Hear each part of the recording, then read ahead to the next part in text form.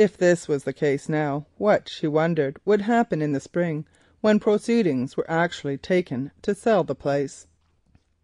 One bright, cold morning she was walking with her father through the fields down the footpath that led to the church, and it would have been hard to say which of them looked the paler or the more miserable of the two. On the previous day the Squire had had an interview with Mr. Quest, and made as much of an appeal ad misericordiam to him as pride would allow, only to find the lawyer very courteous, very regretful, but as hard as adamant. Also, that very morning a letter had reached him from London announcing that the last hope of raising money to meet the mortgages to be paid off had failed. The path ran along towards the road past a line of oaks. Halfway down this line they came across George, who, with his marking instrument in his hand, was contemplating some of the trees which it was proposed to take down. "What are you doing there?" said the Squire in a melancholy voice. "Marking, Squire." "Then you may as well save yourself the trouble, for the place will belong to somebody else before the sap is up in those oaks." "No, Squire, don't you begin to talk like that, for I don't believe it. That ain't a-going to happen." "Ain't a-going to happen, you stupid fellow, ain't a-going to happen," answered the Squire with a dreary laugh. "Why, look there."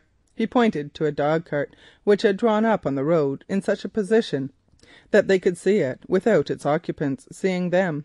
"They are taking notes already." George looked, and so did Ida. Mr. Quest was the driver of the dog cart, which had pulled up in such a position as to command a view of the Castle, and his companion, in whom George recognised a well-known London auctioneer, who sometimes did business in those parts, was standing up, an open notebook in his hand, alternately looking at the noble towers of the gateway and jotting down memoranda. "D him, and so he be," said George, utterly forgetting his manners. Ida looked up and saw her father's eyes fixed upon her with an expression that seemed to say, "See, you wilful woman, see the ruin that you have brought upon us." Ida turned away. She could not bear it, and that very night she came to a determination which she in due course communicated to Harold, and Harold alone. That determination was to let things be for the present, upon the chance of something happening by which the dilemma might be solved. But if nothing happened, and indeed it did not seem probable to her that anything would happen, then she would sacrifice herself at the last moment. She believed, indeed she knew, that she could always call Edward Cossey back to her if she liked. It was a compromise, and like all compromises had an element of weakness, but it gave time, and time to her was like water to the dying. "Sir," said George presently, "it's Boisingham Quarter Sessions the day after tomorrow, ain't it?" Mr. de la Molle was chairman of Quarter Sessions. "Yes, of course it is." George thought for a minute. "I'm thinking, Squire, that if I aren't wanted that day, I want to go up to London about a bit of business." "Go up to London?" said the Squire.